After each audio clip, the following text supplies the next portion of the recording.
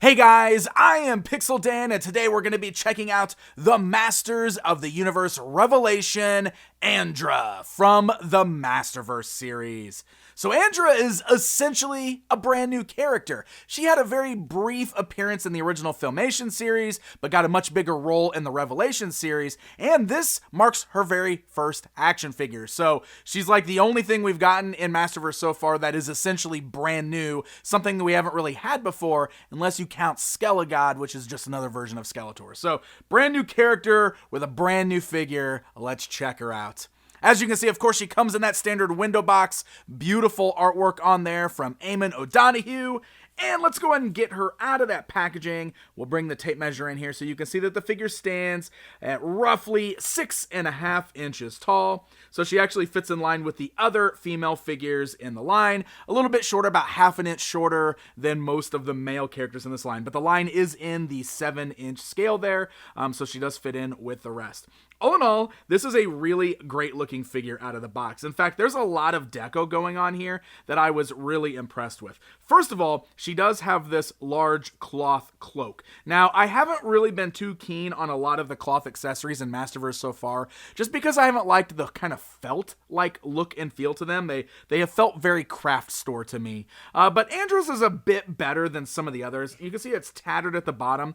I think one of the things that helps with hers is that it's so big that it actually does kind of hang and it drapes around her body. It's also unique in that it's got sort of like this sash part that wraps around her neck and drapes down. And then there's also a hood on the back, which you can kind of pull up over her head, though it doesn't look as good with this particular head just because of the big hair really makes it stand up. But there's an alternate head that I will show you guys here in just a bit.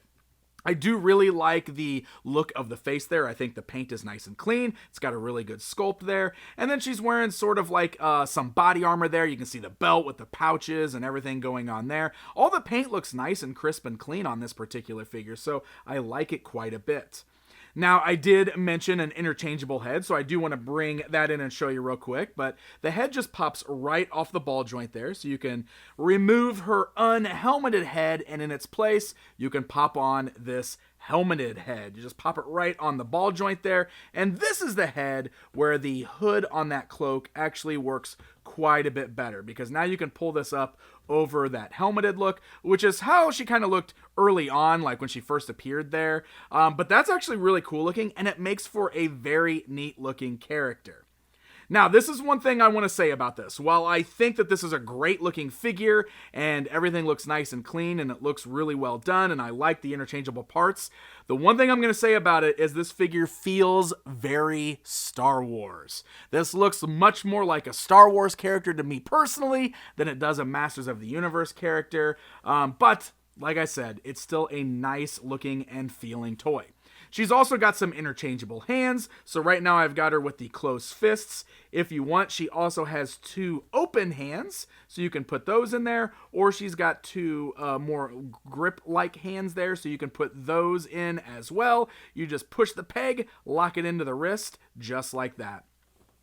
Now, for the accessory, one thing I really like is that she's got this great little blaster cannon on her wrist there, and she comes with this great little red blast effect. Now, this is pretty cool. We don't get a lot of blast effects in Masters of the Universe lines, so every time we get some, I always think that is pretty neat. That actually plugs right there into the socket on her wrist, so that way we can get her firing at her foes. It's a pretty neat little effect. Now, aside from that, she doesn't come with any other accessories, which is a bit of a bummer.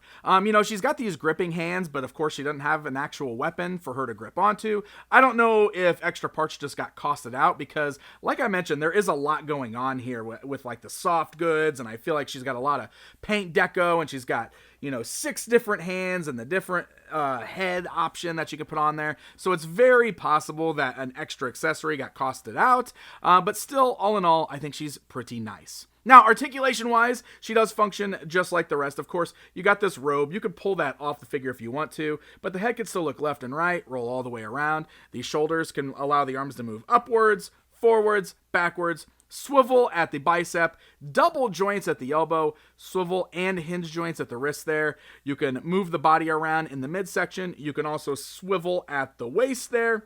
Legs can go outwards, Forwards, backwards, not really hindered by the little skirt piece, which is pretty nice. It is a bit rigid, but you can see the legs still move outwards pretty good. The knees are double jointed. I really like how the knee pads there kind of hide that articulation. You got swivels in the boots, which unfortunately Andra is one of the figures I got with extremely loose boots. You can see how they just kind of wobble around there. That's unfortunately been a problem I've seen on a lot of my Masterverse figures. The ankles can move forwards and backwards, as well as rock side to side. So aside from the loose joints at the boots, the articulation is actually really nice and should allow you to get some pretty cool poses with this character.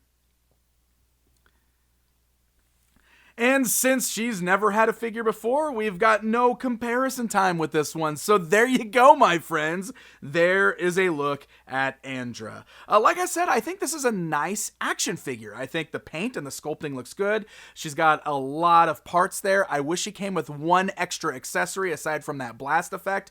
And while I could get nitpicky and say she looks more like a Star Wars character than a He-Man character, it's still a really nice action figure. And if you enjoyed the character in the series, or you enjoy this line, she's definitely worth picking up and adding to the collection.